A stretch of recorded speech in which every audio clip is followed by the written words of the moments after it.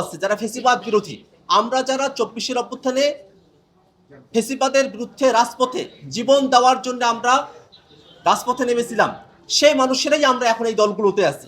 অতএব আমাদের মতো কমিশন যখন এক্সপার্টদের সঙ্গে আলোচনা করেছিলেন, তারা অনেকগুলো পন্থা নিয়ে কথা বলেছেন। তারা সংবিধানের ১০৬ অনুচ্ছেদের মধ্য দিয়ে অ্যাপিলেট ডিভিশনের থেকে তারা অ্যাডভাইজারি পরামর্শের কথাও তারা বলেছেন। এটা একটা পথ হতে পারে। আমরা সেই বিষয়গুলো নিয়ে পর্যাপ্ত আলাপ আলোচনা করছি, কিন্তু আমরা যে বিষয়টাতে সব থেকে এটাকে কনক্রিট মনে করেছি যে গণপরিষদের মধ্য দিয়ে এটাকে টেকসইভাবে বাস্তবায়ন করা সম্ভব, আমরা সেই কথাই এটা বলছি। আমরা কারো যে প্রস্তাবনাগুলো আছে সেই প্রস্তাবনাগুলোর ব্যাপারে আমরা বিস্তারিত আলাপ আলোচনার দরজাটা আমরা ওপেন রাখতে চাই। আমরা মনে করি যে রাজনৈতিক যে দলগুলো আছে যারা ফেসিবাদ বিরোধী, আমরা যারা ২৪ অভ্যুত্থানে ফেসিবাদের বিরুদ্ধে রাজপথে জীবন দেওয়ার জন্য আমরা রাজপথে নেমেছিলাম, সেই মানুষেরাই আমরা এখন এই দলগুলোতে আছি।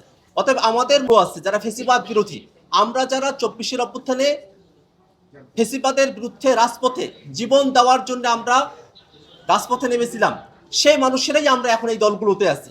অতএব আমাদের আছে যারা ফেসিবাদ বিরোধী, আমরা যারা ২৪ অভ্যুত্থানে ফেসিবাদের বিরুদ্ধে রাজপথে জীবন দেওয়ার জন্য আমরা রাজপথে নেমেছিলাম, সেই মানুষেরাই আমরা এখন এই দলগুলোতে আছি। অতএব আমাদের আছে যারা ফেসিবাদ বিরোধী, আমরা যারা ২৪ অভ্যুত্থানে ফেসিবাদের বিরুদ্ধে রাজপথে জীবন দেওয়ার জন্য আমরা রাজপথে নেমেছিলাম, সেই মানুষেরাই আমরা এখন এই দলগুলোতে আছি। অতএব আমাদের মধ্যে একটা ঐক্যের জায়গা তৈরি করা সম্ভবপর, সে আশাবাদ আমরা রাখছি।